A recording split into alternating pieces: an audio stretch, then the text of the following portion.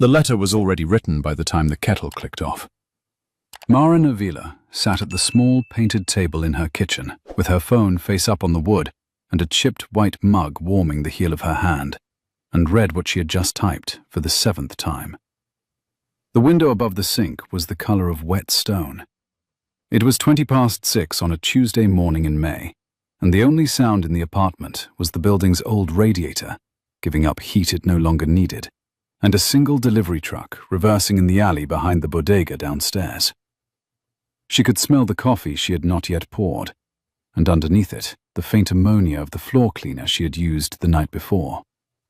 The screen said, "Dear Ms. Whitcomb, please consider this letter my formal resignation from Heartline Industries, effective immediately. I am asking to leave my position as Senior Operations Lead for the Brooklyn distribution floor, and I will not be working out the 2 weeks the handbook describes, because the handbook describes a workplace that no longer exists for me." Maren read the second paragraph. It was the one she had rewritten 6 times in the dark. It said, "For the last 11 months, I have watched our payslips be retroactively edited after a shift has closed, in a way that no full-time floor employee can audit, and that the union steward has been told is system reconciliation. It is not. It is the practice of paying people for fewer hours than they worked, after the fact, in increments small enough that no individual person will fight us for the cost of a single subway ride. I have raised this on 3 separate occasions in writing. I have your responses in 3 separate emails. I am leaving because I have understood, finally, that the responses were not delays. They were the policy." She moved her thumb to the 3rd paragraph, where the words still sounded too clean to be hers. "I am also leaving because of the safety walks. We do not do safety walks. We do the appearance of safety walks. The cones come out on the morning of the inspection. The strap is on the conveyor for the day of the visit. The day after, the strap is in the bin again because Quinn does not like the way it slows the line. I have watched men older than my father step around equipment that was meant to stop at their belt buckles, because the floor's idea of liability ends at the moment the inspector signs the page." The 4th paragraph she could only look at sideways. "I am leaving because 3 weeks ago you put me on a performance improvement plan for communication issues, within 20 minutes of my refusing, in your office, to sign a non-compete amendment that would have prevented me from working any logistics role in this borough for 2 years. I understood what the PIP was for. I understood that the next time you placed something on my desk and asked me to sign it, the implication would be the same. I am leaving on my own feet because I would like to leave on my own feet." There was a 5th paragraph that simply read, "I have copied my union steward, the floor's safety representative, and the Equal Employment Opportunity Commission of New York. I am taking the names of the workers who consented to be cited. The rest I am leaving out, because they cannot afford to be on this letter. Sincerely, Maren Avila." She breathed out through her nose.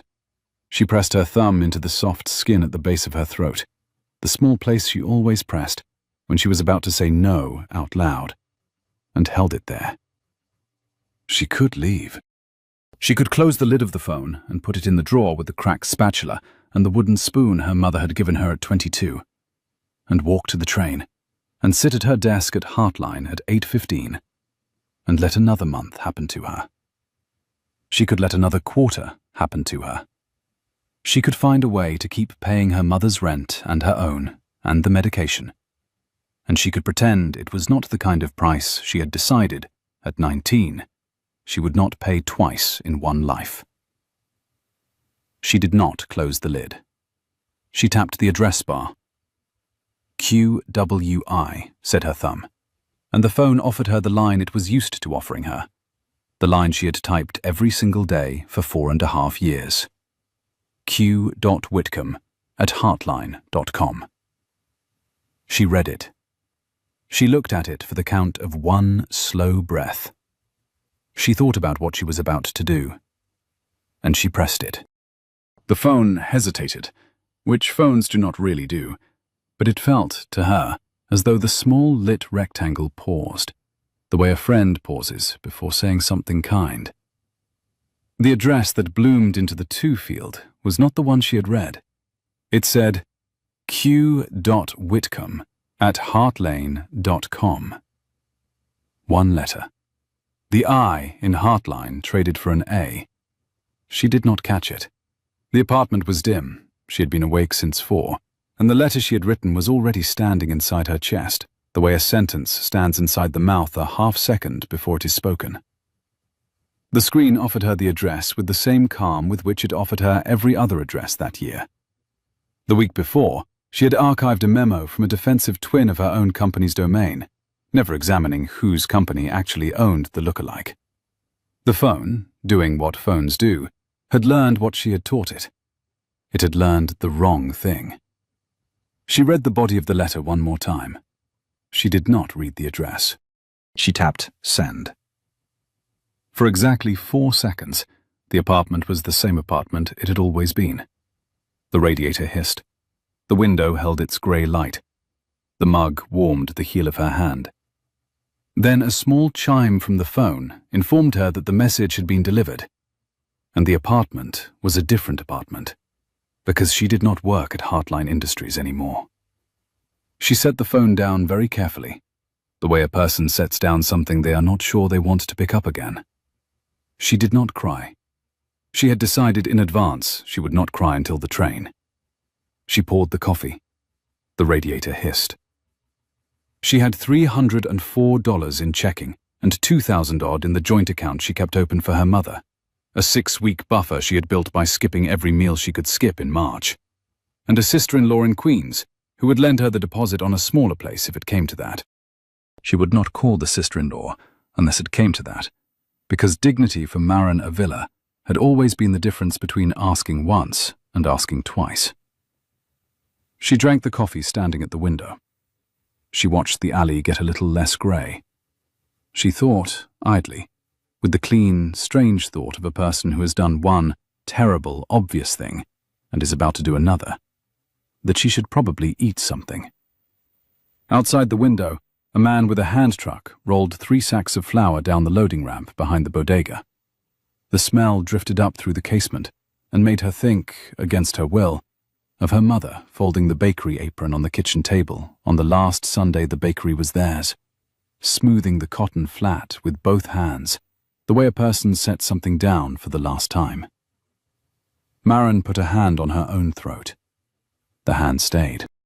She thought, the way a person who has done one obvious thing thinks about whatever comes next, that whoever read that letter on the other end was about to have one of 2 reactions. They were going to either come for her in the way Quinn Whitcomb came for people who did not sign, with 3 faxed pages and a phone call and a non-disparagement at the end of it. Or they were going to do nothing at all, because that was the other option Heartline offered the women on its floor. There was, she thought, no third option. She finished the coffee. She rinsed the mug. She put on her coat. 190 miles of fiber optic cable below the floor she walked on. The letter arrived, in fact, at a server farm in southern New Jersey, and bounced from there into a routing rule, and from there into a research inbox, monitored by a man who did not yet know her name. That man's name was Theo Voss, and at that moment, he was 7 miles north of the inbox, on the broad cement walkway that runs along the East River at Pier 6, watching the sun come up between 2 cranes, in a grey hoodie, with a small, worn brass pin clipped under his collar, finishing the 3rd mile of a 5-mile run. His phone vibrated in his palm, with the particular 2-beat pattern that meant a flagged message had hit the research alias. He did not stop running. He thumbed the screen open. He read the first paragraph, standing at the end of the pier, with his free hand on the iron railing. He read the second paragraph, sitting on the cold green bench halfway back. He read the 3rd paragraph twice. And then he read the 4th paragraph. And then he turned the phone over, face down on his knee, and looked out across the river at the place where the light was coming up over the Brooklyn skyline. And he did not move for some time. He took the small brass token out of his pocket and turned it over in his hand. It was a union pin, dull from being carried, 26 years old. His father's. He turned it the way he turned it when he was thinking. He turned it once. He turned it again.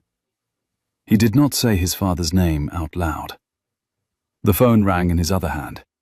He looked at it. It said, Ren. He sent it a voicemail. He stood up. He walked the rest of Pier 6 the long way, with the phone in his hand and the letter still on the screen, and read the 5th paragraph at the railing, where the path turns back. Then he stood for a minute longer with his eyes closed, listening to the gulls, which is a habit he had picked up from someone else a long time ago, and his thumb moved across the brass pin in his palm in a small, slow circle. Twice. Halfway home, he stopped at a small kiosk and bought a black coffee he did not really want, and called Ren back. "You're up early," he said. "You called me at 6:50, Ren said. "You're up earlier. What is it?" He told her. He told her the way he told her things, slowly, naming the specific concrete pieces. The 3rd paragraph, the part about payslips, the part about a performance improvement plan, signed 20 minutes after a refused non-compete, a floor in Brooklyn, a senior operations lead, whose name he had now seen at the bottom of an email she had not meant to send him. Heartline. Heart Lane. One letter. Ren was quiet for a long count. "Theo," she said. "Don't." He waited. "Don't reach out," she said. "I know you. I can hear you doing it from here. This letter is not yours. She didn't write it to you. The fact that you have it does not make it a piece of you." "I know," he said. "You're on the board's docket Friday," Ren said. "You have 90 hours. You stand up Friday and you read your own paper. You do not borrow a stranger's. You do not call a stranger at 7 a.m. on a Tuesday because her letter said the thing you have been failing to say in your own paragraphs for 9 months. That is not generosity. That is theft with a thank you note." "I know," he said. "Theo, I am not going to call her, Ren." "Are you going to write to her?" "I am not going to write to her." He listened to his sister breathe on the other end. She was wearing, he could tell, the dry expression she wore when she was about to make a joke that he would not laugh at for 2 days. She did not make it. She said instead, "Put your phone away. Go home. Take a shower. I will see you at the 8:30. "All right," he said. He put the phone in his pocket. He walked the rest of the way home with his hand around the brass pin and his eyes on the ground. He did not call. He did not write. When he reached his apartment, he set his keys in the small ceramic bowl by the entry, poured a glass of water at the sink, then walked into his study and took from a drawer the slim leather portfolio that held the white paper the Millridge board was going to vote on at noon on Friday. He laid the portfolio on the corner of the desk, and he laid Marin Avila's letter, printed out from his phone, on top of it. He laid them so the corners lined up. He did not read either of them again. He stood at the window for a long time. From the window he could see, if he looked straight east, the corner of the building where the Heartline distribution floor she had written the letter from kept its name in raised steel letters above a loading dock he had toured anonymously in February. He looked at the letters until they stopped being letters. He put the brass pin on top of the printed page. He went to take a shower. The 34th floor of the Millridge Tower had the wrong kind of quiet at 7 in the morning, and was a quiet you noticed because everybody on the floor below was already working, and you were the one person on this floor still allowed to choose. Theo Voss did not like the privilege of it most days. On the days he did like it, he did not say so. He sat in his study at the long oak desk he had not bought himself. Ren had bought it for him the year Millridge crossed 100 employees, on the grounds that the founder of a logistics reform firm could not keep working off a kitchen counter forever, and read the letter again. He read it slowly. He did not read for content this time. He read for the shape of the woman who had written it. He read for sentence length. He read for what she avoided. He read for what she did not flinch from saying outright. By the time he reached the 5th paragraph the second time, he was sure of 3 things, and he wrote them in his small grid notebook without looking up. She has been writing this letter for months. The fact that it left her hands at 6:17 on a Tuesday is the only thing that was unplanned. She did not write it for an audience. She wrote it for herself. There is no person in the letter she is performing for. She is not interested in being rescued. He underlined the 3rd line. He set the pen down. He picked up the brass pin. He turned it once. He put it back in his pocket. The 40-page draft of the Millridge Workplace Standard sat on the corner of the desk. He had been working on it since September, and on the 3rd paragraph of the 3rd section, called Wage Integrity, since February. He could draft the language for safety walk verification, for non-compete narrowing, for transparent severance ladders. His lawyers had drafted 6 versions for him to argue with. He had not been able to draft a sentence on retroactive payslip edits that did not read like a corporate evasion of the practice itself. He had read 3 Department of Labor briefs and 4 union grievances. He had not been able to write the paragraph. The woman whose letter had landed in his inbox at 6:17 had written that paragraph in 5 sentences. He stood up. He walked to the window. He thought about Wren's voice on the phone. He thought, separately, about a thing she had not said, that he would not have spent 9 months unable to write that paragraph if it had been about anyone other than his father. He set his hand against the glass. The glass was cold. The cold traveled into his palm, and from his palm into his wrist, and stayed there, where his pulse was. He walked back to the desk. He did not pick up the phone. He picked up the pen instead. He turned to a clean page in the grid notebook. He wrote, in his small, careful capitals, "I am not going to contact her."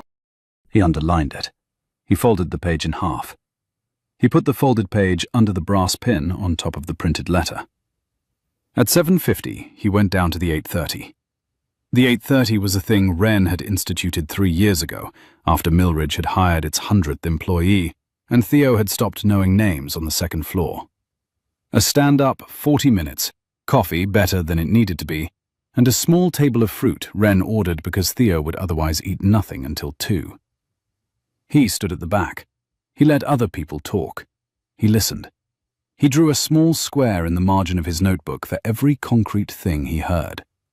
He liked it because it was unromantic, because it forced the company to be a company in front of him for 40 minutes a day, and not a thing he was supposed to be on behalf of his late father.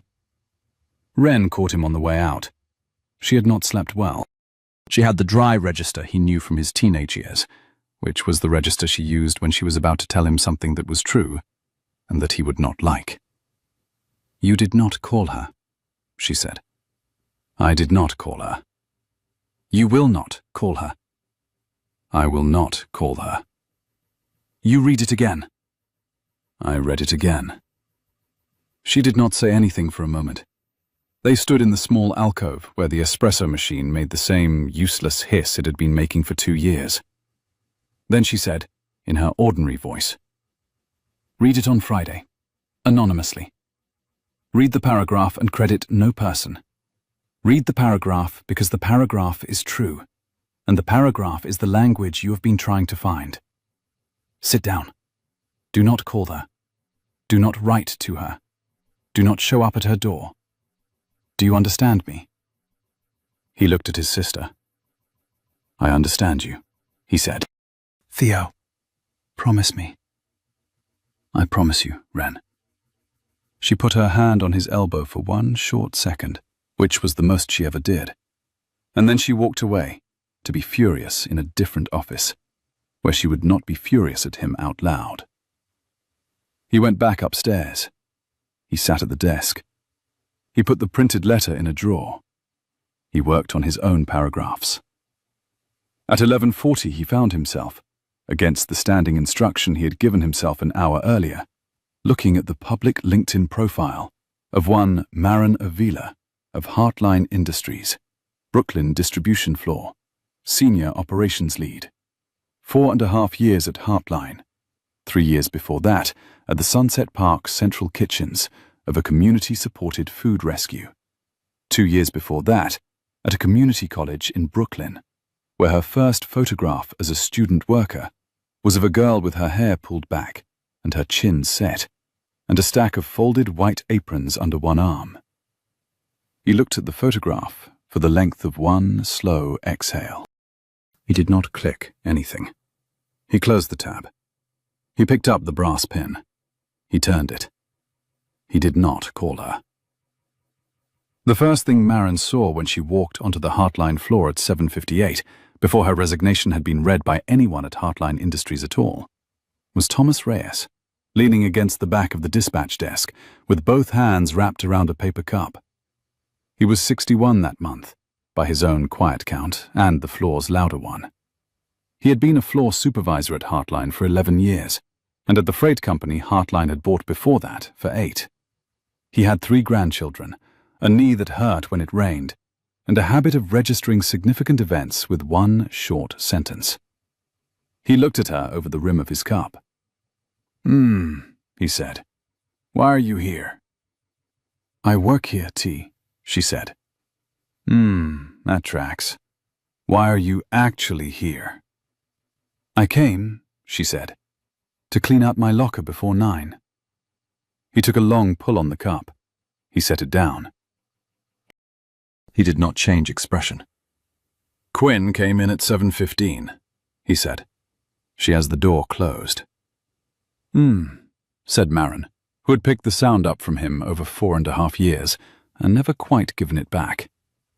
"She is not in a kind mood." "She has not been in a kind mood since February of 2 years ago." "That tracks. Did you sleep?" "I slept enough." "You did not sleep enough. Go put your bag down. Do not go past her door. There is a fresh box of latex gloves on the dispatcher's shelf because the order finally came through. Take 3. I do not want a story later about whose fingerprints were on the inside of your locker." "Yes." "Yes," she said, before she caught herself. The yes meant something to both of them. It meant, "I do not know if I can do this." It meant, "I'm going to do it anyway." It meant, "I am very tired." Thomas heard all 3 meanings. He did not press them. He gave her the small flat nod he gave her when they were in agreement about something they did not want to say out loud, and she walked past him toward the back of the floor, with her bag against her hip, and she did not look at the closed door of the office at the end of the hallway with the brass nameplate. She had been in her locker for 90 seconds when the door at the end of the hallway opened. Quinn Whitcomb was 39, which everyone on the floor knew because the program at her father's birthday lunch in March had listed her age beside her name in the same italic Heartline house font as her job title. She wore a charcoal jacket with the sleeves pushed up in the practiced way of a woman who had learned that sleeves pushed up signaled rolled-up urgency. She had on her face the expression Thomas Reyes called, "preparing to make a generous gesture." She walked the dispatch hallway at a pace deliberately not quite fast enough to be a march, and stopped 4 paces from Maren's open locker, with one administrative assistant and the floor's new HR director in tow. "Maren," Quinn said, in a voice loud enough to cross the floor, "I'm so glad I caught you. Could we step into my office for a minute? I have a piece of paper that I think will make a lot of things easier for both of us." Maren did not turn around. She had her hand inside the locker, on the second from top shelf, where there was a small wooden picture frame with a photograph of her mother as a young woman holding a tray of bread. "Could the piece of paper be a final paycheck?" she said, "and the address of the office where I retrieved the W-2 in January?" The hallway got quiet. The new HR director, whose name was Adelaide Park and who had been in the job 9 working days, made a small sound that was not quite a word. The administrative assistant did not move. Thomas Reyes, who had not followed them down the hall, but was visible through the open dispatch doorway 30 feet away, had set his cup down and was watching them with both hands hanging loose at his sides. Quinn smiled. Quinn was very good at smiling. "Maren," she said, "we don't have to do this here." "You are doing this here, Quinn. I'm cleaning out a locker. You came down the hall." "There's a performance improvement plan on your desk. I'd like you to sign it." "There has been a performance improvement plan on my desk for 3 weeks. I have not signed it. I am not going to sign it. I am cleaning out a locker." "Maren." "I am cleaning out a locker." Quinn's smile did not change shape. The smile she had on her face had been on her face for as long as anyone on the floor could remember. The smile was, Thomas Reyes had once said, in a voice low enough that nobody had been sure he had really said it, the only piece of furniture in the office. She put her hands lightly together in front of her sternum. "You're going to want to be very careful about how you leave this building," she said. "I have not yet signed the non-disparagement amendment. I have not yet signed the severance ladder.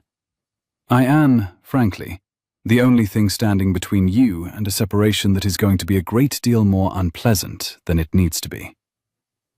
"Frankly," said Maren, "I have already left this building, Quinn. I left it at 6:17 this morning. I am collecting personal property." She lifted the picture frame out of the locker. She slid it into the canvas bag at her hip. She lifted out a single key on a leather fob, a worn paperback she had been reading on lunch breaks for 3 months, a small ceramic dish she had used as a coin holder, and an envelope with the floor safety representative's name written across it in her own careful capitals. The envelope she set, very deliberately, on top of the lockers, not into the bag. "Anita," she said to the safety rep, who had emerged from the dispatch office without anyone having asked her to. "There is an envelope for you on top of locker 41. Please retrieve it before lunch. There are 3 documents inside. 2 of them are addressed to you. The 3rd is addressed to the regional safety inspector. I would like you to call her yourself. I would like the call to come from a person who still works here, please." "Maren," said Quinn, more softly. The smile had shifted. The smile had moved from generous gesture to dealing with a difficult child. "Don't do this. Don't do this to me." Maren closed the locker. She turned the dial. She turned to face Quinn for the first time, and she pressed her thumb into the soft skin at the base of her own throat, and she held it there. "I am not doing anything to you, Quinn," she said quietly. "I am leaving. The doing already happened. You did it. I just stopped working inside it." She walked past Quinn Whitcomb, down the dispatch hallway, past Adelaide Park, who had taken a slow step backward, past the safety rep, who was looking at the top of locker 41 with both eyebrows lifted, past Thomas Reyes, who lifted his paper cup 1 inch in salute and said nothing, through the door of the floor that had her name on a directory under the heading Senior Operations Lead, down 2 flights of stairs, across the loading bay where a forklift was beeping in reverse, out the side door. She walked the 4 blocks to the train without crying, because she had decided in advance that she would not cry until the train. She cried on the train. She did not yet know that the letter she had written had not arrived at Heartline Industries at all. The apartment her mother lived in was on the 2nd floor of a 4-story walk-up on a quiet block in Sunset Park, above a tailor's and a small fish market, whose owner, Nora Avila, had known since the year she had arrived in Brooklyn. The walk from the train to the building was 8 blocks. Maren walked it slowly, because she did not want to arrive at her mother's apartment with her face still set the way it had been set on the train. She bought a small bunch of marigolds from the bodega on the corner, because her mother liked marigolds, and because the marigolds gave her hands something to hold that was not the canvas bag with the picture frame in it. Her mother opened the door before she had finished knocking. Nora Avila was 61, thin in the wrists, with a long grey braid over one shoulder and the small permanent flour stain on her left forearm that had survived 11 years of bakery work and 22 years away from one. She wore a cardigan the color of a wet stone and a pair of soft slippers, and an expression that said she had heard everything she needed to hear about the day already by the angle of her daughter's shoulders coming up the stairs. "Mija," she said. She did not say it as a question. "Mama, you eat. We talk after." She did not let Maren put the canvas bag down. She took the marigolds out of Maren's left hand and put them in a juice glass and set the juice glass on the kitchen table. She put Maren in a chair. She put a plate of rice and beans and a small bowl of warm chicken broth in front of her and watched, with her arms folded, until Maren had eaten 1/3 of the rice. Then she sat down across from her daughter with her own small glass of water, and she did not ask. She waited.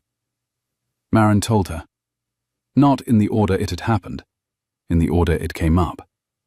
The locker, the safety rep, the envelope on top of locker 41, the way Quinn Whitcomb's smile had shifted shape 3 times in 30 seconds. Thomas. Last, the letter, and the way she had written it at the painted table at 6 in the morning, and the way she had pressed send, and the fact that she had set the phone face down on the kitchen counter when she got home because she did not want to see what came back. She did not tell her mother about the $304 in checking. There were things her mother did not need to be told. Her mother listened. When Maren was done, her mother said, "You ate enough?" "Mama." "You ate enough?" "Yes." "Good. Then we wash the plate. Then we sit. Then we see." They washed the plate. They sat. They saw. The phone rang at 7 minutes past 8 in the evening, in the small front room where her mother's couch was, with the lamp on, with the window open enough to hear the fish market man on the street below pulling down his metal gate for the night. Maren had set her phone on the side table to charge. The number on the screen was not a number she knew. It was a 212 area code. It was 11 digits long. It rang 4 times. Maren did not pick it up. The voicemail tone, when it came, was the soft 2-note chime her phone made when a message had arrived. She did not play it for an hour. She and her mother watched the end of a Spanish-language game show on the small television and ate 2 pieces of marzipan each. The marzipan was her mother's.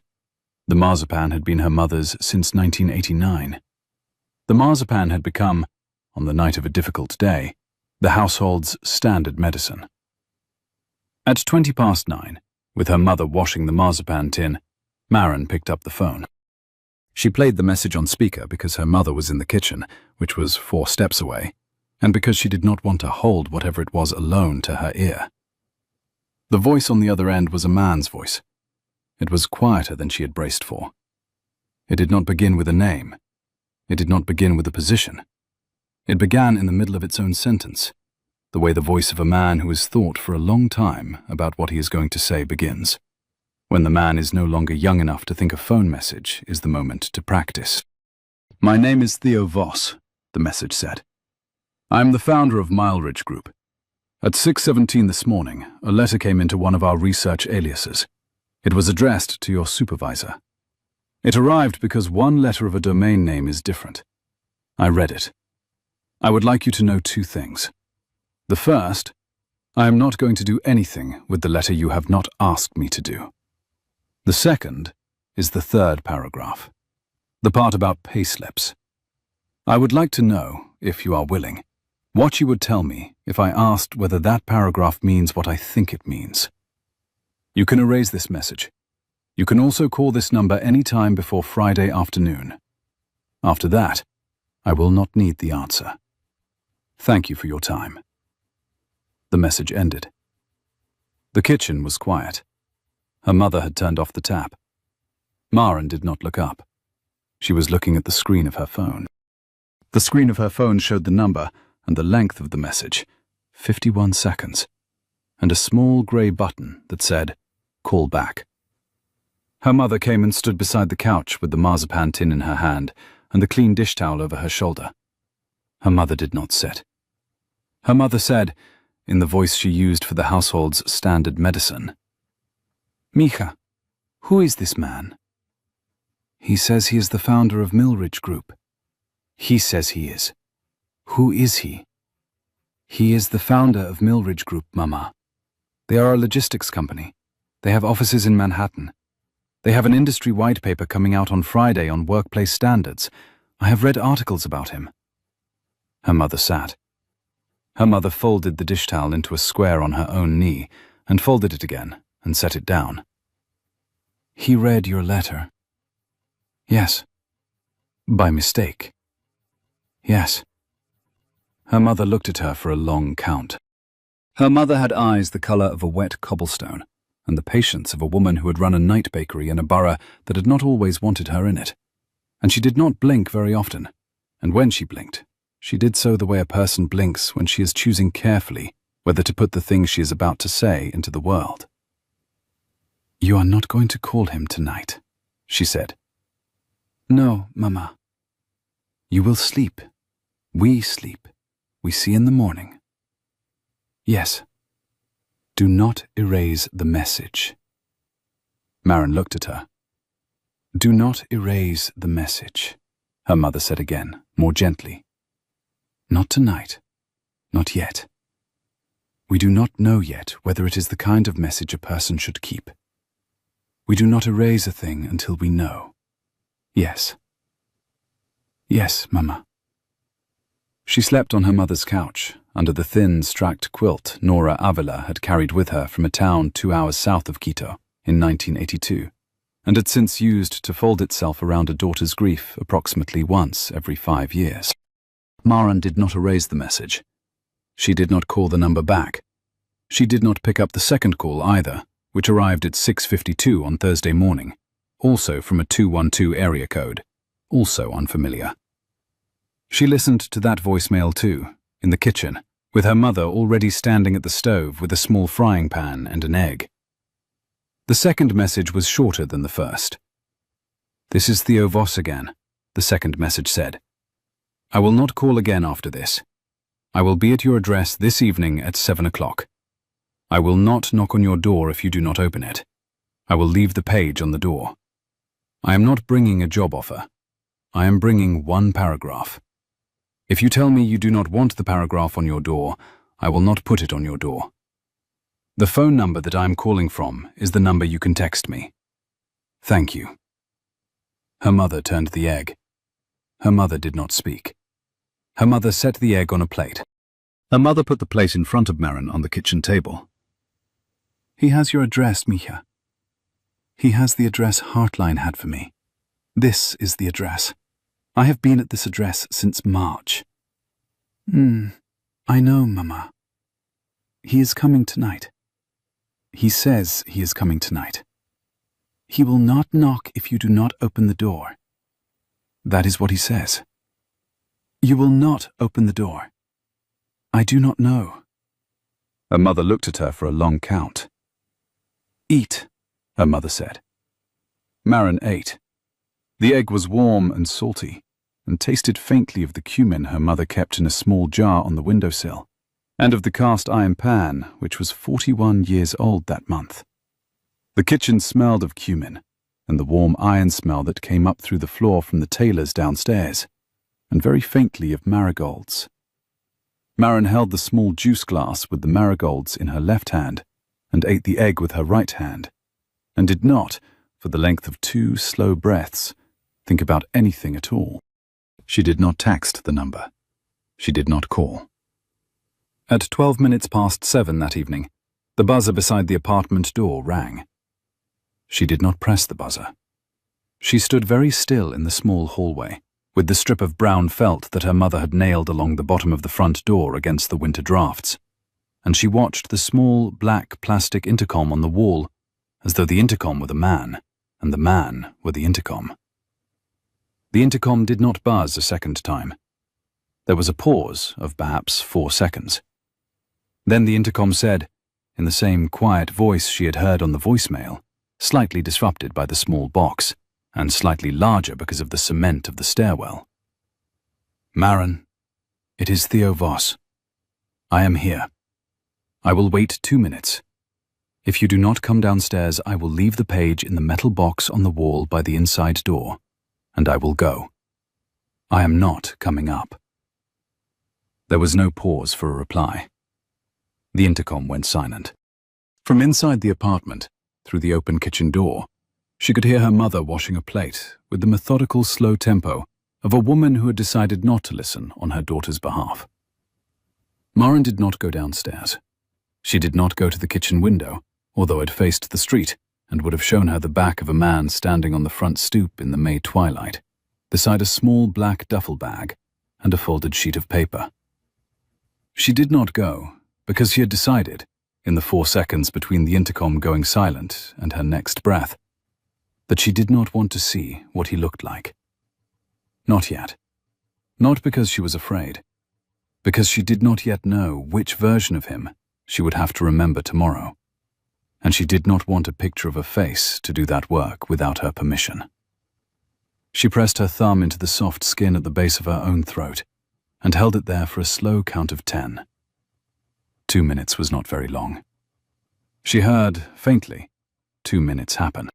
She heard the small click of a metal box being opened in the downstairs vestibule and closed again. She heard a car door on the street. She heard the car door close. She did not hear an engine. She heard footsteps walking away from the building in the direction of the avenue, neither hurried nor slow. 3 blocks of footsteps, until she did not hear them any more. She waited another minute by the door. She did not know why. Then she went downstairs. The vestibule of the building had 4 metal mailboxes on the wall beside the inside door, and a small flat panel for flyers, and a yellowed enamel sign that nobody had taken down in 26 years, informing tenants that the building did not accept deliveries after 8. The page was in the metal box marked "A Villa/2. It was a single sheet, folded once, with her name written on the outside in a small, careful handwriting that she did not need a sample of to know was the handwriting of the same man whose voice she had played twice on her phone. She took the page upstairs. She did not unfold it on the stairs. She did not unfold it in the kitchen, where her mother had finished the plate and was now setting a clean dish towel over the cooling pan.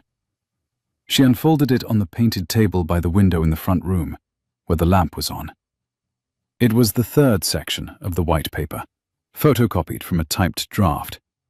There were 4 paragraphs on the page. He had circled the 3rd. He had circled it lightly, in pencil, with a single neat line. In the margin he had written, in the same careful handwriting, "I do not know if this paragraph means what I think it means. If you tell me what it should say, I will say what it should say on Friday at noon, and I will not credit you in the room or out of it. If you tell me to put the paragraph back in the drawer, I will put it back in the drawer. I am not asking for anything else. T." She read the paragraph. It was the paragraph about retroactive payslip edits. It was the paragraph she had written, in her own letter, the day before. Only it was not her paragraph. It was a longer paragraph, careful, lawyered, threaded with phrases like auditable transparency and good faith remediation and with appropriate notice to the affected employee. It was a paragraph that meant, when she read it through twice, that the practice would be reportable but not stopped, that an employee would be told after the fact, that the company doing it would have a window inside which to make it right before it became actionable. She set the page down on the painted table. She did not move. The kitchen behind her was quiet. Her mother had stopped putting dishes away. Her mother was standing in the doorway with one hand on the frame, watching her. "Mija," her mother said. "What does it say?" "It says the right thing in the wrong language." It says he is going to stand up in a room of people on Friday and say a sentence that is going to sound like the sentence I wrote, except the sentence is going to mean something different. It says the practice should be allowed to exist as long as it is reported. It says the practice should be allowed to exist. He wrote this. He wrote this. He wants me to tell him what it should say instead." Her mother did not move from the doorway. "You are going to write him." "Mama, you are going to write him because you have already written the thing he is asking you to write. You wrote it yesterday morning. He is not asking you for a thing. He is asking you for a thing you have already done. And if you do not give him the thing you have already done, he will stand up in a room on Friday and say a sentence that is going to sound like yours, and the sentence is going to mean something different. And the floor where you used to work will go on stripping the strap off the conveyor on the day after the inspection, and the women on the floor will go on getting paid in increments small enough that no individual person will fight us for the cost of a single subway ride." Maren turned to look at her mother. Her mother had not moved. Her mother's eyes were the color of a wet cobblestone. The kitchen lamp behind her was making a small, bright halo around the edges of her grey braid. "Mama," she said, "he's the founder of a company. He has a board. He has a publicist. He has, somewhere, a press release in a drawer with my name on it that he has not used. I do not know him. I do not know what he is going to do with anything I send him. The last time I trusted a person with money to be careful with a piece of my life, I was 19 years old, and we lost the storefront a week before Christmas. I do not have it in me to lose another piece this way." Her mother walked across the room. Her mother sat down beside her on the couch. Her mother took her hand, the one Maren had been pressing into her own throat, and uncurled it gently, finger by finger, and held it in her own hand on her own knee. "Mija," her mother said, "you are not 19. I know. You are not me. Mama, listen. You are not me. I lost the storefront because I trusted the wrong man on the wrong piece of paper. You are not standing on a piece of paper. You are standing in a kitchen. You are not signing anything tonight. You are writing one paragraph. The paragraph you wrote yesterday is still in your hand. You write it again. You send it to him. You watch what he does with it on Friday. If he is the man he says he is, the paragraph means what it should mean at noon. If he is the man I have already lost 4 of in my own life, it means a different thing. And then you and I know what we know. You do not lose anything by sending one paragraph you have already written. You do not lose anything by watching." Maren looked at the page on the painted table. "I do not want to be the woman whose paragraph this is," she said. "I do not want my paragraph to be the reason a man with a publicist gives a speech on Friday." Then write it in a way that is not his. Write it in a way that makes it impossible for him to give a speech with your paragraph." "Mama," Mija, he asked you a question. You answer the question." Maren sat very still for a long minute. Her mother's hand stayed on her knee. The lamp was warm. The window was open onto the street. Somewhere 2 blocks east, a child was being called inside in Mandarin. Somewhere 1 block north, a delivery scooter was idling at a light. The kitchen smelled, very faintly, of marigolds and of the cast iron pan. She breathed in, slowly. She breathed out. She picked up the pencil her mother kept in the chipped clay mug on the painted table. She turned the page over. She wrote, on the back of the photocopy, in her own small, careful capitals, "The paragraph should not exist. The practice should not be reportable. The practice should be illegal, under the company's own internal standard, and any payslip edit after a shift has closed should require, before the edit is made, the written consent of the affected employee, not their notification, and not their good faith remediation. There is no version of this practice that is acceptable with notice. If you cannot say that on Friday, do not stand up. Put the paragraph back in the drawer. M.A." She read it back. She did not soften it. She folded the page in half. She put the page in an envelope. She wrote his number on the outside of the envelope, beside a small note that said, "I would like this back by Saturday. I am keeping it." She did not text the number. She did not call. She put on her coat. She walked the page down to the street and around the corner and 3 blocks east to the small all-night copy shop, where the man behind the counter knew her by sight, and she paid him $4 to put the page in a courier envelope and send it by bonded same evening service to the lobby of the Mile Ridge Tower on West 57th Street, with instructions that the envelope be held for Theo Voss and signed for by Theo Voss only.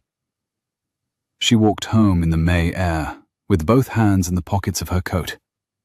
She walked the long way. By the time she got back to her mother's apartment, the kitchen lamp had been turned off, and the lamp in the front room had been turned on, and her mother was sitting in the lamp's circle with a small, dog-eared book of poetry in Spanish that had been on the same shelf for 26 years. "It is sent," Maren said.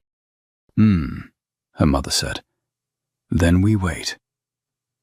The Millridge mailroom called Theo's assistant at 10:20 on Thursday night to confirm that the bonded envelope had been signed for at the lobby desk by a person matching the name on the recipient field.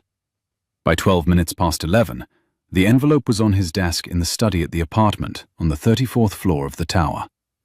By 11:20, the page was open on the desk under the lamp, with the brass pin on top of it, where the folded note had been the morning before. Theo Voss read what Maren Avila had written on the back of the photocopy 3 times. He did not move between readings. He held the page lightly at the upper corners, the way a man holds a photograph he does not want to put a fingerprint on. He read the last line, and the line above it, and the first line, in that order. He set the page down. He took off his glasses. He rubbed his thumb across the brass pin. "If you cannot say that on Friday, do not stand up." He sat at the desk for 14 minutes by the clock, without opening any other document, and he did not call Wren, and he did not write a reply to Maren Avila on the back of any photocopy of his own. He pulled the 3rd section of the white paper out of the leather portfolio. He found paragraph 3. He drew a single, neat pencil line through it. He wrote, in the white margin beside it, in capitals, the same size as the capitals on the back of Maren's page, "No retroactive edits without written employee consent." He did not soften it. He did not add a comma where the lawyers would want a comma. He closed the portfolio. He went to bed. He did not sleep. He got up at 4. He drank a glass of water at the kitchen counter, standing up. He looked at the small, folded note that said, "I am not going to contact her," in his own capitals, which was still on the corner of the desk. He picked the note up. He put the note in the desk drawer. He shut the drawer. He went for a run. Friday morning at Heartline began the way most Heartline mornings began, except that the door of the office at the end of the dispatch hallway opened at 6:45 instead of 7:15. And Quinn Whitcomb stood inside the office for 9 minutes by herself before she came out. She came out with a piece of paper in her hand. She did not look at it. She walked the length of the dispatch hallway with the paper held loosely against her thigh and stopped in the open doorway of the dispatch office, where Thomas Reyes was standing with both hands wrapped around a paper cup, and Adelaide Park stood 2 paces behind him with a small notebook. "Tea," Quinn said. "Could you ask Maren Avila to come in this morning? Could you call her at her mother's apartment and ask her to come in this morning? There is a piece of paper she needs to retrieve in person. I would like to make sure the floor is honored for what she did here. I would like to offer her a graceful exit." That tracks. Tomas Reyes did not move. He had been a floor supervisor for 19 years. He had taken 3 calls in the past hour from people he had hired himself. 2 had been from women on the second shift who had been told overnight, through Adelaide Park's borrowed authority, that they would not be working Friday because the floor was reviewing scheduling. The 3rd had been from the safety rep, who had explained, in the careful, flat voice of a woman who had walked her envelope into a regional office on Wednesday morning, that the regional inspector had received a letter and was scheduled to be at Heartline at 9 on Tuesday of the following week, unannounced and with a clipboard. Thomas Reyes looked at Quinn Whitcomb in the open doorway of the dispatch office. He looked at her for a length of time that was longer than was comfortable. Quinn, he said. T. I am 61 years old. T. I'm not going to call a woman who has resigned in writing on Tuesday morning and ask her to come down to a building on Friday morning to retrieve a piece of paper that her former supervisor would like her to sign. I'm not the floor's process server. I am the floor's dispatcher. Yes. Yes, Quinn said, and her voice cracked a small, unfamiliar way at the edge of the word. She walked back down the hallway. She closed the door of the office at the end of the dispatch hallway. Adelaide Park looked at Tomas Reyes. Tomas Reyes looked at Adelaide Park. Adelaide Park said, very quietly, Mr. Reyes, I would like, when you have a minute, to talk. He said. After lunch, I have a forklift to certify. By 9:15, however, Quinn Whitcomb had done something Tomas Reyes had not anticipated. She had called the floor's 3 administrative assistants into her office, one at a time, and handed each a printout forwarded to her overnight by a contact she did not name. The page was a paragraph that had appeared an hour earlier on the website of a small trade publication covering logistics and warehouse policy in the New York metropolitan region. It was, almost word for word, the paragraph Marin had sent to Theo by bonded courier on Thursday evening, attributed in the article to an internal source familiar with practices at a major Brooklyn borough distribution operation. Quinn Whitcomb did not yet know who the internal source was. She had a guess. The guess sat in her throat in the same place Marin Avila pressed her own thumb when she was about to say no. By 10 o'clock, Quinn had drafted a memo. The memo was 3 lines long. It said that Heartline Industries was made aware, this morning, of an unauthorized disclosure of internal procedure to an external publication. It said that the company would be evaluating whether the disclosure constituted a breach of the non-disparagement clause that had been signed by a recently separated employee. It said that Heartline reserved its rights. Quinn Whitcomb did not check the file. The recently separated employee in question had never signed the non-disparagement clause. The memo went to her father, who was on a flight from London. The memo was forwarded by her father's chief of staff, by a courtesy he did not realize he was doing nobody, to the legal department, who flagged the memo as premature, and then, in the same email, to a junior assistant in PR, who flagged the memo as actionable, and then, in the same email, to Ren Voss, who was on the board of a Labour policy roundtable that quietly tracked Heartline's PR moves, and who had been a guest on a podcast with Heartline's outside counsel in February. Ren read the email at 10:31. Ren called her brother at 10:32. Theo, she said. Ren. Sit down. I am sitting. Heartline has put out a memo this morning that suggests that Marin Avila is the source of a paragraph that ran on a trade publication this morning. The paragraph that ran on the trade publication this morning is the paragraph that you have not yet read in your own board meeting. The paragraph that ran on the trade publication this morning is, almost word for word, the paragraph that I assume you wrote in the white margin of Section 3 after a bonded courier arrived at your apartment at 11 last night.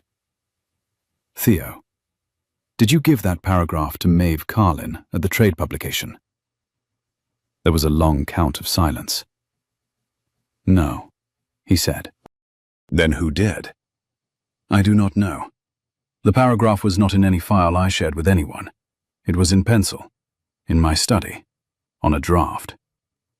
Theo, did you tell anyone the paragraph existed? I told you it existed 12 minutes ago. Did the bonded courier company photocopy the page on the way? No, bonded couriers do not photocopy. Then somebody at Heartline got to Maeve Carlin overnight with their own version of the paragraph because they had heard a rumor that a paragraph existed. Theo. Ren, I know what you are about to say. I am not going to do that. I am not going to stand up in a room at noon and read a paragraph that has been on a trade publication's website since 6 in the morning, anonymously sourced. The room will think we placed it there. The room will think Maren Avila placed it there. The room will think she wrote the paragraph because we asked her to write the paragraph. I am not going to do that. Then what are you going to do? There was a long count of silence. Then he said, in a voice she did not recognize, I am going to read the paragraph anyway. Theo, I am going to read the paragraph. Because the paragraph is true. I will credit no person in the room. I will read it the way she wrote it on the back of the page, not the way Maeve Carlin printed it. I will tell the room I read it because a person who does not work for me, and never will, sent me one page on the back of a photocopy, and the meeting is the only room I have. Then I am going to call Maren Avila and tell her, before she hears it from anyone else, exactly what I did and which sentence of hers I used, and ask her, after the fact, if she wants me to retract anything. I will retract it if she says retract. I will lose the vote if I have to. Ren, stop telling me to be smart. His sister was quiet for a long count. You are an idiot, she said.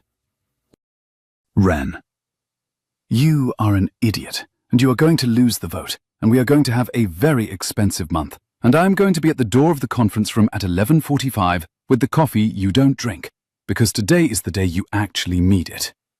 Theo. Ren, promise me one thing. What? You make the call to her before lunch, not after. Before, not after. Before the press cycle reaches her phone. Promise me that, at least. I promise you that. He hung up. He sat at the desk. He turned the brass pin in his hand once, twice, 3 times. He read the paragraph on the back of the photocopy of Section 3 one more time. He did not read it for the language. He read it for the woman. He read it for the woman who had walked a sealed envelope to an all-night copy shop on a Thursday night because she did not want the paragraph to live in a phone message. And he read it for the woman in the kitchen behind her, with the long grey braid and the flour stain on her left forearm, who had told her daughter, on the night of a difficult day, that they would write the paragraph and watch what was done with it. He read it for both of them. He closed the portfolio. He stood up. He put the brass pin in his pocket. He went down to the conference room on the 14th floor, where his board was waiting for him, and his sister was at the door at 11:45 with the coffee he did not drink, and he walked into the room. There were 19 people in the conference room. There were 12 members of the Millridge board, 2 outside counsel, 3 people from the company's policy team, Ren, and a young woman from the secretariat, with her laptop open and her hands resting on the edge of the keys. The long table had 19 glasses of water and 19 folded copies of the white paper agenda, and the air had the particular still quality that a high-floor conference room takes on after the air conditioning has been running for an hour and the windows have not been opened. Theo took the chair at the head of the table. He set the leather portfolio in front of him. He did not open it. I would like to make an unscheduled disclosure before we begin, he said. I would like to make it on the record. It will affect how the board reads paragraph 3, section 3. I would prefer to make it now rather than at the end. The outside counsel on his right, a man named Charles Brand, who had drafted 6 versions of the non-compete narrowing for him in March, looked up from his own glass of water. The chair of the audit committee, a woman named Pilar Aguilar, set down her pen. On the record, Theo, said Pilar. 26 hours ago, he said, a letter came into one of our research aliases.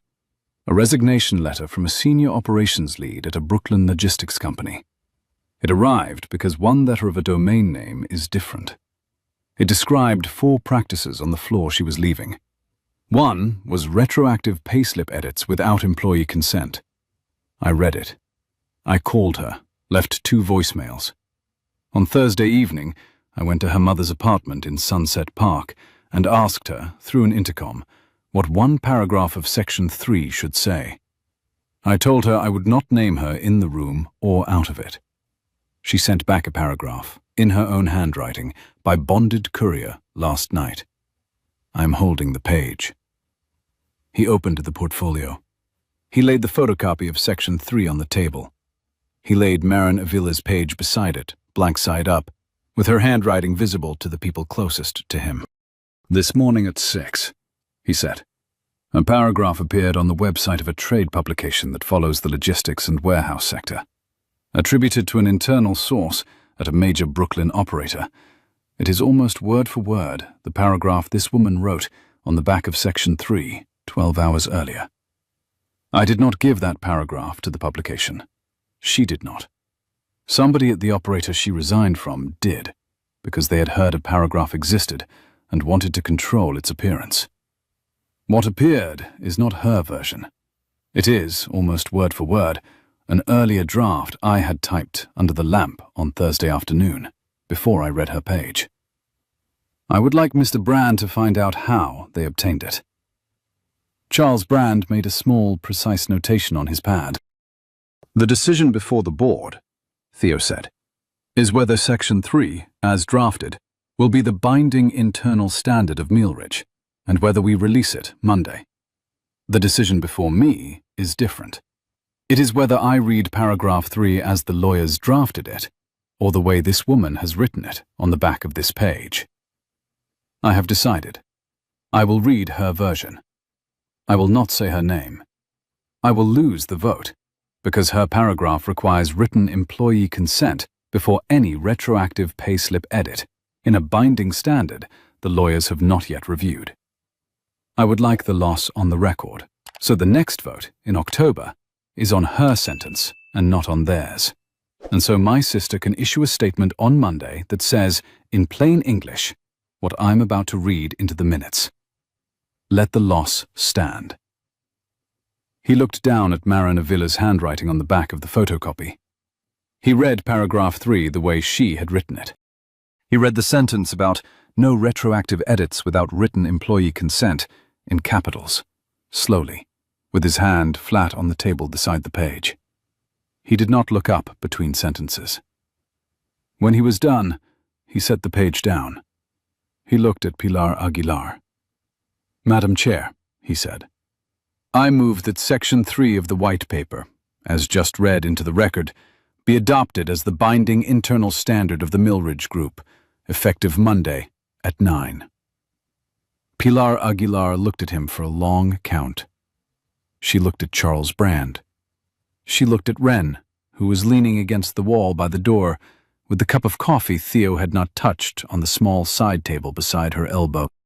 I will second the motion, said Pilar Aguilar. I would like to make a few remarks before we vote. I would also like, for the record, to note that I am seconding the motion as written and read. She made her remarks in the careful, unhurried voice of a woman who had chaired 3 boards and been CFO of a 4th, and who had not, in any of them, ever lost a vote on the side she had said she wanted to win. The board voted. The motion failed 7-5, with 1 abstention. It failed because Charles Brand had voted no, because the language could not be the binding internal standard with that wording in it, because the directors' and officers' insurance would not cover the resulting exposure inside a single quarter, and because 3 of the 7 business line members had not been given time to read the change. The reasons were honest. The vote was honest. It went on the record exactly as Theo Voss had asked. He thanked the room. He walked out of the conference room at 12:46. He went up to the 34th floor. He sat at the desk. He picked up the phone. He called Marin Avila on the number that had answered the buzzer she had not pressed the night before. She answered on the second ring. Her voice was the voice of a woman who had been awake since 4 and who had been watching, on her mother's small television, a live stream from a trade publication's website that was running, with a delay of perhaps 3 minutes, a paraphrase of what was happening in a conference room on the 14th floor of a tower at West 57th Street. Mr. Voss, she said. Marin, he said, I owe you a phone call before you hear this from anyone else. I read your paragraph in the meeting. I read it the way you wrote it on the back of the page, not the way the trade publication printed it this morning. I did not name you in the room. I lost the vote. The vote is on the record. I would like to tell you, before you have to hear it from a journalist, exactly which of your sentences I used." He told her. He read his way through it, sentence by sentence. He did not embellish. He did not apologize. He named her sentences in the order he had read them, and he stopped at the end. There was a long count of silence. "Mr. Voss," she said. "Mr. Voss is my father," he said. "Theo, please. I am not going to call you Theo this afternoon." "All right." "You did not ask me before you read it." "No." "You asked me what the paragraph should say. You did not ask me whether you could read what I said into a board meeting." "No, I did not." "Why?" There was a long count of silence on his end. Then he said, "Because I made the decision in 18 minutes between a phone call from my sister and the elevator down. Because I thought, in those 18 minutes, that if I asked you, you would tell me no, and I would have to choose between honoring your no and reading the paragraph that I believed had to be read. Because I would rather have made the wrong choice in front of you and apologized for it after, than made the right choice for the wrong reason and lived with that. I am not telling you this is a good answer. I am telling you it is the answer. Mr. Voss, Theo, please. Mr. Voss, I am going to ask you to do one thing for me. Anything. Do not call me again. Do not write to me. Do not come to my mother's apartment. Do not invoke my paragraph in any room I am not in. If you would like to refer publicly to anything you said in the meeting, refer to it as your own paragraph, on your own page, in your own hand. Do not name an internal source. Do not allow your sister to put out a statement on Monday that references a private letter writer. Do not look for me. If, in the future, I would like to speak to you, I will speak to you. Until then, please leave me alone." "All right," he said. "Mr. Voss." "All right, Maren." She hung up. He set the phone down on the desk. He did not move. After some time, he opened the drawer where he had put the folded note that said, "I am not going to contact her." And he took the note out. And he laid the note on the desk beside the photocopy of Section 3 with Maren Avila's handwriting on the back. He looked at the two pieces of paper side by side. He read his own handwriting. He read hers. He did not pick up the phone again. He picked up the brass pin instead. He turned it once. He held it. Saturday afternoon was the kind of May afternoon that arrives in Brooklyn unannounced and makes a person reconsider what a coat is for. The sky over Sunset Park was the color of a clean bowl. The trees on Fifth Avenue had finally remembered to be trees. The fish market downstairs from her mother's apartment had set out 2 folding chairs on the sidewalk and was running a sale on bluefish for reasons that had to do with the delivery rather than the weather.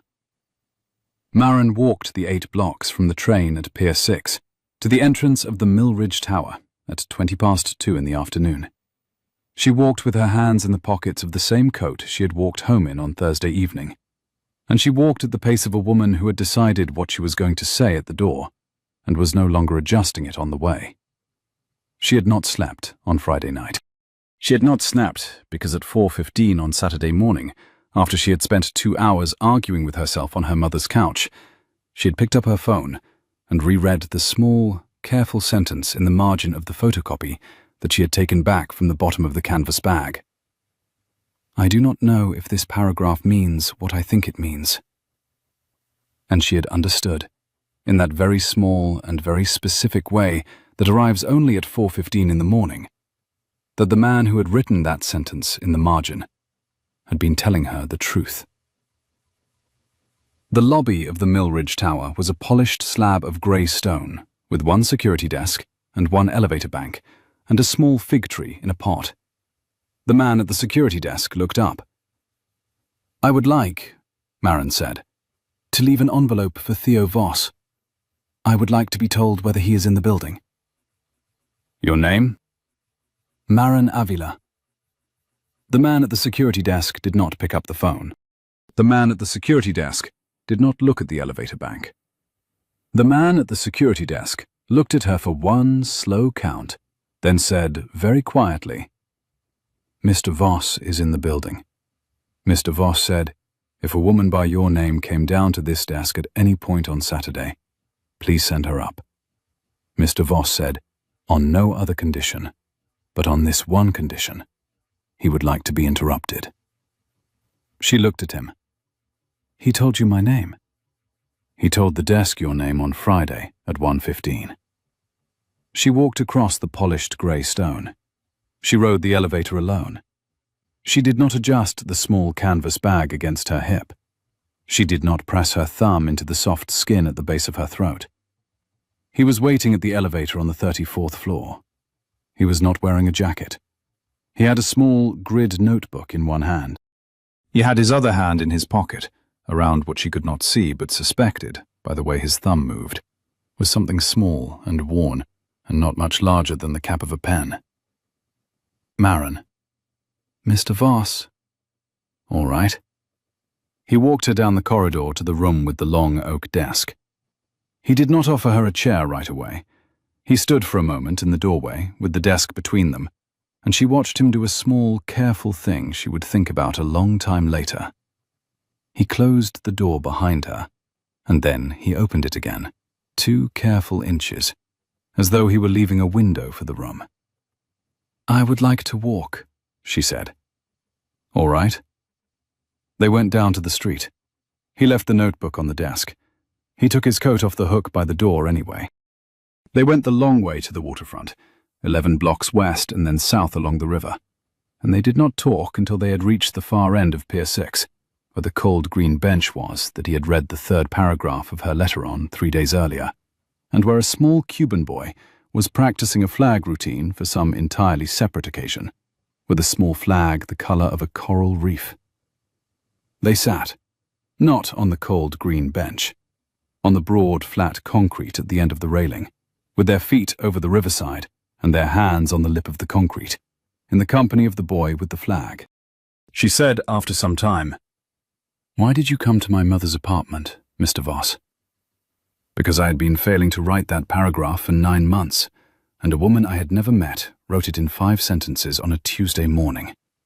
Wren told me that morning I would steal it if I called you, and the only way I knew not to steal it was to make you the author of the version I read.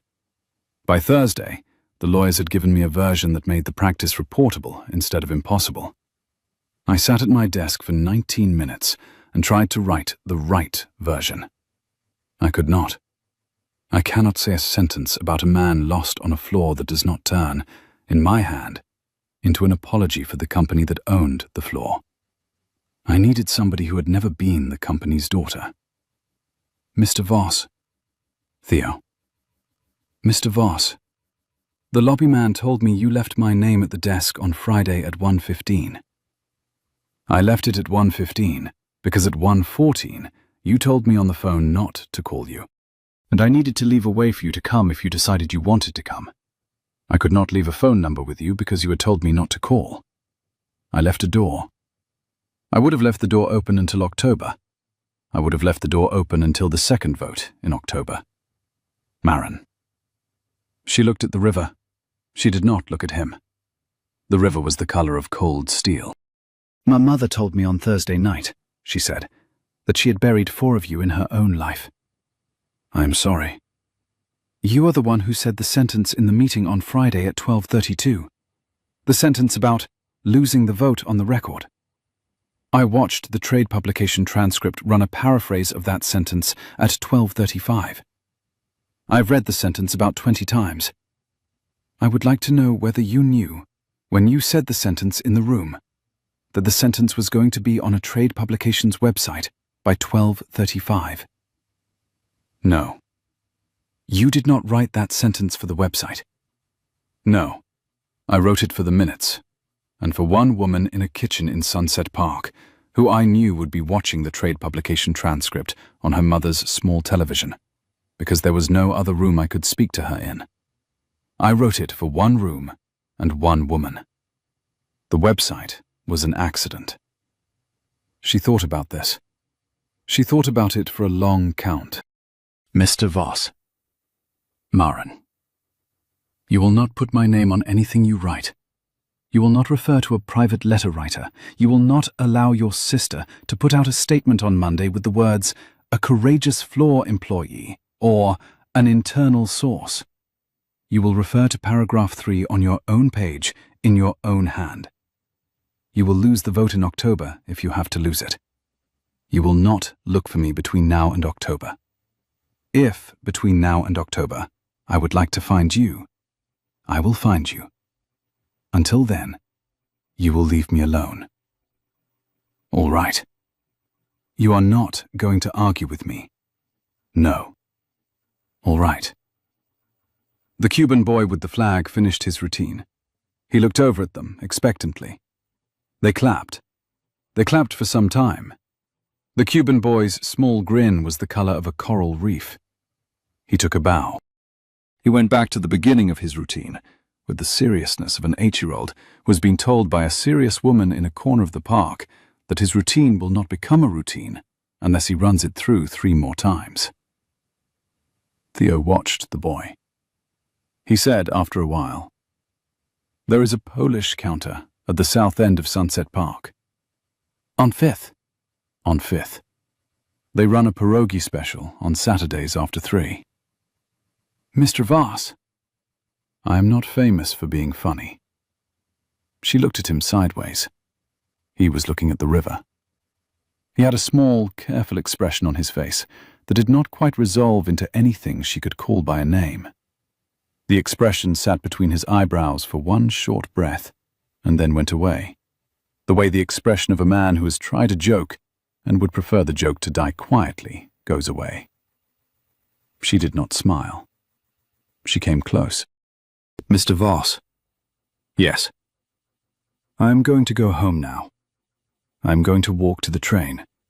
You are going to stay on this bench until I am at the train. After that, you will do what you like with your Saturday. But you are not going to follow me. You are not going to walk me to the train. Yes?" "Yes."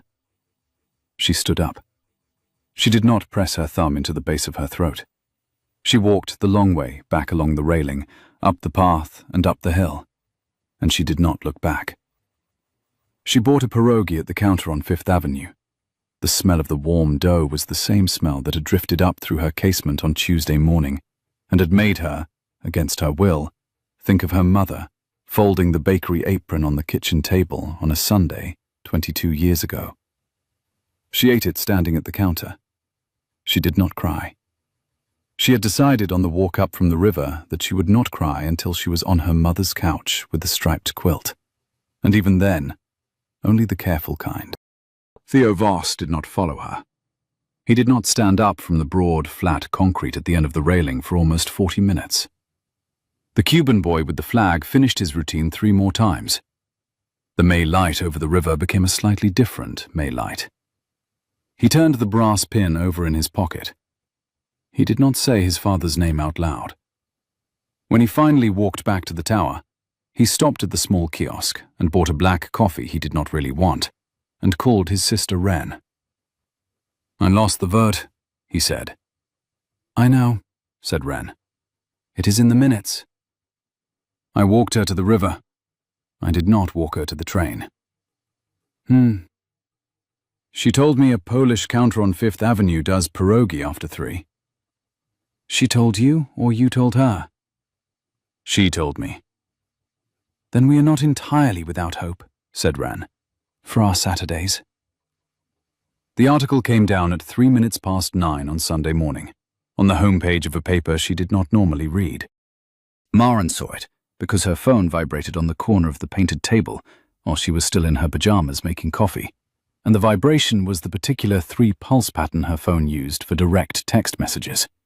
And the message was from Thomas Reyes, whose number had been in her phone for 4.5 years, and whose pattern was to text once a year on her birthday in November. The message was 4 words long. The message said, "You should see this." She tapped the link. The link opened to a feature in the Sunday paper's Labour section, a long piece by a staff writer she had read twice before, on the practice of retroactive payslip edits across 3 boroughs. The piece named Heartline Industries. It quoted, in a pull quote at the top, the sentence from her own letter about the cost of a single subway ride. It named her by her full name and her former title. It named the floor she had worked on. And it included a photograph of her, lifted from a community college brochure from 9 years ago, with her hair pulled back and her chin set, and a stack of folded white aprons under one arm. The piece said, in its 3rd paragraph, according to 2 sources at Heartline Industries familiar with the matter, the resignation letter that prompted the disclosure was leaked into the broader policy conversation by Theo Voss, founder of Mileridge Group, after Mr. Voss elected on Friday to read a paraphrased version of a paragraph from the letter into the minutes of a closed Mileridge board meeting. Mr. Voss is understood to have known the source of the paragraph at the time of the meeting. Mr. Voss had no comment by press time. Maren read the 3rd paragraph twice. She read it 3 times. She put the phone face down on the painted table. She did not pick up the phone again. She did not call Theo Voss. She did not text Ren Voss, whom she did not know. She did not call Tomas Reyes back. She sat at the painted table in her pajamas. Her mother was at early mass. The apartment was the kind of quiet you noticed because there had been a voice in it 10 minutes earlier, and now there was not one. The radiator hissed. The window above the sink showed a pale, clean Sunday sky. She drank the coffee. The coffee did not taste of anything. After some time, she got up. She walked to the small bathroom at the back of the apartment. She did not look at herself in the mirror. She washed her hands. She came back. She stood at the kitchen window. She watched a small grey pigeon walk along the edge of the fire escape across the alley. She watched it for some time. Her mother came home at 10:20 with a small paper bag of pan dulce and a missile in her left hand. Her mother set the bag on the kitchen counter. Her mother set the missile on the painted table. Her mother looked at her daughter, in pajamas, at the kitchen window, and her mother said, "Mija, who has telephoned?" "No one, Mama." "You are at the window?" "Yes." Her mother washed her hands at the sink.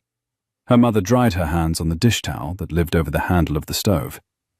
Her mother poured herself a small cup of coffee, with milk warmed in the small saucepan, and her mother brought the cup to the painted table, and her mother sat down, and her mother said, "Show me." Maren picked the phone up off the table. She unlocked it. She handed it over. Her mother did not put on her reading glasses. Her mother held the phone at arm's length, the way her mother always held the phone at arm's length, and her mother read the article from the top. Her mother read the headline. Her mother read the photograph caption. Her mother read the 1st paragraph, the 2nd, the 3rd. Her mother stopped at the 3rd. Her mother read the 3rd paragraph twice. Her mother set the phone down on the painted table, face up. "Mija, Mama, this is not the truth. It is on a website that is not a trade publication, Mama. It is on the Labour page of the Sunday paper. It will be on the home page of the Sunday paper until tomorrow afternoon at the earliest. It will be syndicated by Tuesday. By Tuesday, 3 more papers will have run a version of it. By Wednesday, I will have been called by 4 reporters. Heartline will have filed something by Wednesday. There is nothing in the article about what is in the 3rd paragraph that is not true. The 3rd paragraph says he leaked the letter. He did not leak the letter. There is a difference. There is a difference, Mija. The difference is the whole thing. I do not know what difference I am supposed to do anything about today, Mama." Her mother did not move. Her mother held her own small cup of coffee with both hands. Her mother looked at the article on the phone, face up on the painted table. Her mother looked at her daughter at the kitchen window in pajamas. Her mother said, "This man called you on Tuesday. This man left a voicemail. This man left a second voicemail. This man came to my door. This man left a page on my door. This man read your paragraph in his meeting on Friday. This man told you on the phone on Friday that he had read it. This man left your name at his desk on Friday afternoon. This man walked you to the river on Saturday. Mama. This man told you yesterday that he wrote a sentence in his meeting for one woman in a kitchen in Sunset Park. Mama, stop. This man is not the man in the third paragraph. Mama, listen. You do not understand. He stood up in a room of 19 people on Friday and made a decision about a paragraph I had written in 18 minutes between a phone call and an elevator. He did not ask. He took it and read it because in those 18 minutes the paragraph was useful to him. The fact that he is not the man in the third paragraph today does not change the kind of man he is. He is the kind who, in 18 minutes, will decide on my paragraph, without asking, because he believes the decision is right. The next time he has 18 minutes between an elevator and a meeting, he will decide on another piece of me without asking. He is not the man in the third paragraph. He is the man in the 18th minute. They are not the same. Her mother did not speak for a long count. Then her mother said, "You are saying he is your father, the way you wished your father had been. Mama, you are saying he is the man you needed to be standing in the bakery the Sunday I folded the apron, who would have stood there and read the lease aloud to me before I signed it, who would have read aloud the line about the option to purchase clause. You are saying he is the man who would have walked in at the right minute, instead of arriving on Tuesday morning at 6:17, 22 years late, in a different woman's life, with a brass pin in his pocket.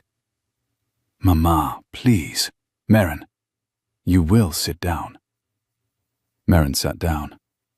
Her mother took her hands again. Her mother held them on her own knee. Her mother said, in the voice she had used at 9:15 on Thursday night, "The man you are afraid of, Maren, is not Theo Voss. He is the man who, 22 years ago, did not stand in a bakery and read the option to purchase clause aloud. That man is not coming back. You cannot put Theo Voss in his place and then be angry at him for not being him. Theo Voss did one thing wrong on Friday. He read a paragraph without asking. He called you 18 minutes after, told you which sentence of yours he had used, and asked if you wanted him to retract anything. He has not asked you for anything since. The third paragraph of the Sunday paper is not a paragraph he wrote. It is a paragraph somebody at Heartline paid a freelancer to write. Miha, do you understand? Mama. Miha, I understand. You are going to call him. Mama, I am not going to call him. You are going to call him. Mija. Not today. Today you are angry, and your face is on the homepage of a Sunday paper, and you cannot trust the inside of your own throat. Today, put on the clothes, walk to the church, sit in the back, come home, eat, sleep. Tomorrow morning, when the article has moved below the fold, and 6 other things in the world are louder than your face, tomorrow, Mija, you call him. You tell him you read it. You tell him what you thought. You listen. And then, on Monday morning in the kitchen, you decide whether the decision you made about him on Sunday was the decision a woman makes about a man, or a daughter makes about a father. Yes. Yes, Mama.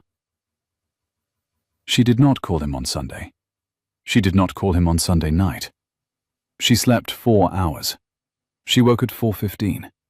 She lay on her mother's couch under the striped quilt and watched the lamp in the front room and listened to the radiator and pressed her thumb into the soft skin at the base of her own throat.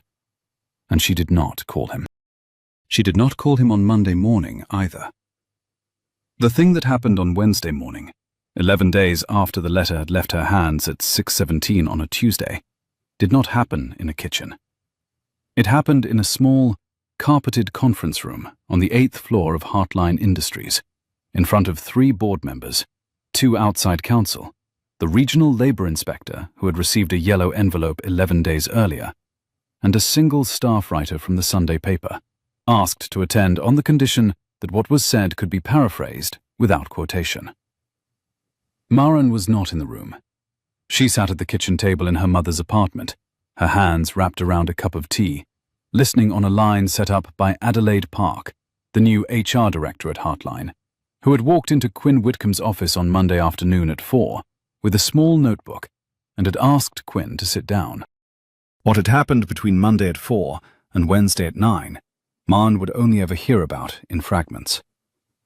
Charles Brand, outside counsel for Millridge, had traced the route an earlier typed draft of paragraph 3 had taken from Theo's printer, when he had absent-mindedly printed 2 copies, to the woman who cleaned his apartment Friday morning, who had photographed it for a friend whose cousin worked at Heartline as a contractor. The contractor had passed it to Quinn at 5 on Friday. Quinn had paid the freelancer at the Sunday paper by Saturday afternoon. Charles had documented all of it by 4 on Monday. Adelaide Park, on a tip from Tomas, had received that documentation in a sealed envelope at 3:30 that same afternoon. Maren did not know this. She was, on Tuesday afternoon, 3 days into a quiet decision not to know it. She had not called Theo Voss. He had not called her. He had not written. He had not, as far as anyone could tell, given a single interview in the 11 days since paragraph 3 of section 3 had failed to pass on the Friday at noon.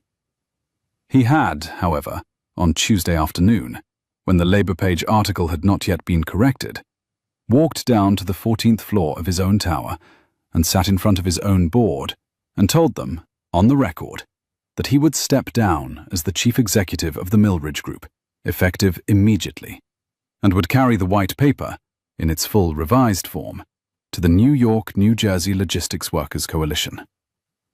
He had told the board this because the version of paragraph 3 that was now in his hands did not belong inside a corporate strategy. He had told the board this because the woman who had written paragraph 3 had told him on a bench at Pier 6 that she was not going to do this for a living from inside a company.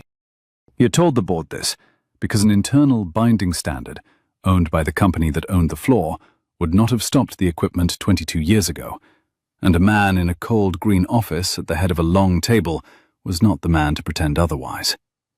Wren had drafted the statement. Wren had not put it out yet. Wren was waiting for the conference call on Wednesday morning. The conference call on Wednesday morning lasted 19 minutes. Charles Brand presented the documentation. The regional labor inspector asked 7 careful questions and made notes on a clipboard. The staff writer from the Sunday paper took notes in shorthand and did not look up. At the end of 19 minutes, the board recessed for 10, came back, and voted, unanimously, to ask Quinn Whitcomb to step down as Chief of Staff at Heartline, effective close of business that day, to issue a public correction at the Labour page of the Sunday paper by Thursday, and to retain a third-party auditor for an investigation of payslip practices on the Brooklyn distribution floor, beginning Monday. Maren listened to all of this with her hands wrapped around the small cup of tea. The tea was warm. The cup was warm. The kitchen was warm. Her mother had been at the painted table for the full 19 minutes, in the chair opposite hers, with her own small cup of coffee, and her mother had not said anything. The phone clicked when the conference call ended. Adelaide Park stayed on the line for the count of 3. Then Adelaide Park said, in a careful, steady voice, "Ms. Avila?" "Yes." "Mr. Voss is not on the line. Mr. Voss has not been on the line. Mr. Voss has not been informed of the outcome of the meeting. Mr. Voss has been on a train to Philadelphia since 7 this morning, on a personal errand. I am giving you this information because, on Saturday morning, at the Pier 6 walkway, you asked Mr. Voss not to look for you between now and October. Mr. Voss has not looked for you. Mr. Voss is not aware that I am on a conference line with you this morning. Mr. Voss did not send me to this meeting. Mr. Reyes sent me. I am letting you know what I just heard, and I am hanging up. Adelaide? Ms. Avila? Thank you. That tracks. The line went quiet. Her mother set down the coffee cup. Her mother stood up. Her mother walked slowly in slippers around the painted table and stopped behind her daughter's chair and put her hand lightly on her daughter's shoulder. She did not say anything. She did not need to. There was a small, careful knock at the door of the apartment at 1:20 in the afternoon. Maren went to the door in her stocking feet. She had not got dressed. She opened the door, and she did not understand, for one whole, slow breath, that Quinn Whitcomb was standing on the other side of it. Quinn Whitcomb was in a long grey coat that did not have its sleeves pushed up to the elbows. Quinn Whitcomb was carrying a manila envelope. Quinn Whitcomb had her own thumb pressed lightly against the cuff of her left sleeve, where her watch was, in the same small reflex with which she had been smoothing her sleeve over her watch in the doorway of every meeting Maren had ever seen her conduct. Maren? Quinn? May I come in? No. Quinn nodded. She did not argue. She lifted the manila envelope. I was asked to leave this at your door. I asked instead to bring it. I would like, if you will let me, to set it on your mother's kitchen table. I will not stay. I will not sit. I will set it on the table. I would like you to read one line of it in front of me. Then I will go. Maren stood in the doorway for a long count. I will set it on the table myself. You will stay in the hallway. She did not close the door. She walked the manila envelope to the painted table. She set it down. Her mother had withdrawn to the front room. Her mother was not pretending to read. Her mother was watching from the doorway with the quiet, still face of a woman who had walked an apron to a kitchen table on a Sunday 22 years ago, and who had been a long time deciding since then what the apron had been folded for. Maren opened the envelope. Inside were 3 pieces of paper. The first was a signed letter of resignation from Quinn Whitcomb to the Heartline Board, copies marked to the Regional Labour Inspector and the third-party auditor. The second was a signed direction from Quinn to Heartline Payroll to fully reimburse, with interest, every retroactive payslip adjustment made on the Brooklyn distribution floor over the previous 11 months. The third was a personal check from Quinn, payable to a non-profit fund Maren did not know, in an amount equal, very precisely, to the floor supervisor budget Maren had managed at Heartline for the past 3 years. She read one line aloud. She read the last line of the second document. The line said, "No retroactive edit shall be made to any payslip on the Brooklyn distribution floor without the written consent of the affected employee. This direction is irrevocable." She read it once. She did not read it twice. She set the paper down on the painted table. She walked back to the doorway. Quinn Whitcomb was still in the hallway. Quinn Whitcomb had her thumb still pressed against the cuff of her left sleeve. Quinn Whitcomb had, very close to her left eye, the small, bright shine of a thing she had not allowed herself to do in front of any person on the Heartline floor in 19 years. Quinn Whitcomb said, very quietly, "I'm sorry, Maren. I've spent the last 11 days trying to put the wrong shape of my own life onto yours. I'm very tired of being the shape I am. I have nothing else to say to you today. I will not come back to your mother's apartment. If, in the future, you would like to find me, I will be at this address." She lifted a small white card with one address and one phone number on it. "I am going to learn, this year, how to do a different thing. I do not know yet what the different thing is. I might know by next May. Thank you for not signing the piece of paper I put on your desk. I am sorry for the piece of paper I put on your desk."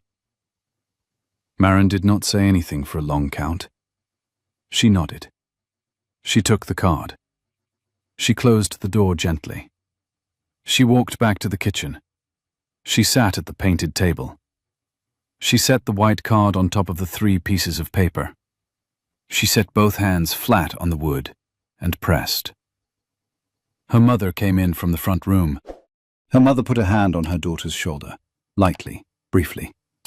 Her mother walked to the small saucepan. Her mother lit the burner. Her mother put on a kettle. "Tea," her mother said. "Mama, you will drink tea. Then we will see." She drank the tea. She watched her mother peel an orange, which her mother did the way her mother peeled all oranges, in one long, unbroken curl. She did not call Theo Voss. She did not text Theo Voss. She did not write to Theo Voss. She washed her own teacup. She walked down the 4 blocks to the train. She rode the train to Pier 6. She walked the path along the river to the broad, flat concrete at the end of the railing. She sat on the concrete. She waited. Theo Voss came up the path from the south at 4:30, in the same coach he had walked beside on Saturday, with no notebook in his hand, and the brass pin not in his pocket, but in his fist. He did not see her until he was 20 feet away. He stopped. He did not come closer. "Maren." "Thea." She said it without thinking. She heard herself say it. She did not unsay it. "I am here," she said, "because I would like you to know what I gave up, before I ask anything. I am asking you to come and sit down on this concrete. I would like to know what you gave up, before I tell you anything else." He sat at the careful distance a man sits from a woman he is not allowed to touch yet. He set the brass pin on the concrete between them. He told her what he had told his board on Tuesday, about the train to Philadelphia, the small group in a back room of a labor hall who had read his white paper on Sunday night, the call to his sister at 6 that morning. He told her, last, why the brass pin was no longer in his pocket. He had carried it for 26 years. This morning, he had thought he would prefer to carry his father's name instead. He said his father's name out loud, for the first time in some years. The name was Arno. He said it the way he had said it as a 14-year-old, in his mother's kitchen, before he had decided he would never say it out loud. She did not move. She said, after some time, "Theo." "Maren." "I see you." He closed his eyes. He did not open them for a long count. The river moved beside them. A small boy with a coral-colored flag was running through a routine on the path 20 yards away, his small grin the color he had been the Saturday before. Theo opened his eyes. He looked at her. "Maren," he said. "Theo, I would like to walk you to the train." "Yes." "Yes."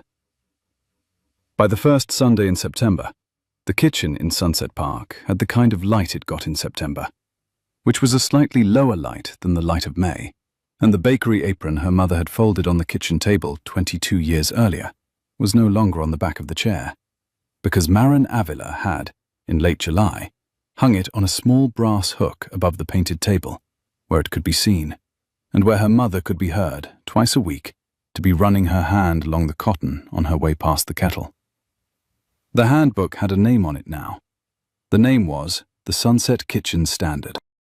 The name was Maren's mother's idea, and the name was on the cover of a small green and white booklet, the size of a pamphlet, that had been printed at the all-night copy shop 3 blocks east at a bulk rate negotiated by Tomas Reyes, who had retired from Heartline at the end of June, and who had taken, in his retirement, the unpaid job of regional liaison for the Workers' Coalition that had adopted the booklet on a Tuesday in August.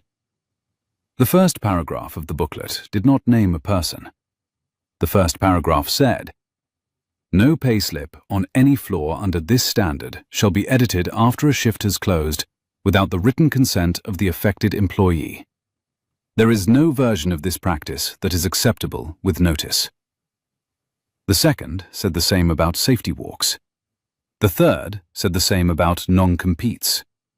The fourth said the same about performance improvement plans being used as instruments of silence rather than improvement. The fifth thanked, by name and with consent, the 7 floor workers who had agreed to be the original signatories. Maren Avila was the first on the list. Tomas Reyes was the second. Adelaide Park was the 7th. Quinn Whitcomb was not on the list, and would not be until May of the following year, when she would write a small, handwritten note from a town outside Albany, asking, very carefully, whether she might sign as the 8th. The answer would be yes. Theo Voss was not on the list. He had asked, in June, to not be on the list. He had said, in June, on the broad, flat concrete at the end of Pier 6, where the small Cuban boy had been replaced by a slightly older girl with an entirely different flag, that the list was not his to be on. He had been carrying the brass pin in his coat pocket again by then, but in a way that had stopped being a habit and had started being a thing he carried because his father had carried it, which were 2 different things, and he had been the one to tell her so. She had written him a letter in August. It was 4 paragraphs long. It was not a resignation. It was the first paragraph of a small additional booklet on the practice of plain language settlement agreements that the coalition would publish in November. The letter was addressed to him at his apartment, by name, in her own handwriting. She had walked it down to the all-night copy shop and paid the man behind the counter $4 to put it in a bonded envelope. She had also, after some thought, sent him a copy of the page he had left on her mother's door in May. She had kept the original, taped to the inside cover of the small grid notebook, in which she did her own writing now. On the copy she had returned to him, she had written, in pencil, in the white margin beside the paragraph he had circled, in capitals, the same size as the capitals in which he had circled it. I do know what this paragraph means now. M.A. He had set the copy on the corner of the long oak desk, next to a small folded piece of paper that said, I am not going to contact her, in his own capitals, with 2 careful pencil lines drawn through the sentence. On the first Sunday in September, at 10:20 in the morning, Maren Avila stood at the painted table in the kitchen on the 2nd floor of the 4-story walk-up on a quiet block in Sunset Park, with her hands flat on the wood and a small green and white pamphlet in front of her, and watched her mother peel an orange in one long, unbroken curl. Theo Voss was at the door downstairs with a small paper bag in one hand and 1 warm pierogi from the Polish counter on 5th Avenue in the other hand, and the brass pin in his coat pocket. He pressed the buzzer once. She went down to let him in. She did not press her thumb into the soft skin at the base of her own throat. She had not pressed her thumb into the soft skin at the base of her own throat since the first Sunday in August. The wrong address, in the end, had turned out to be the only address that mattered.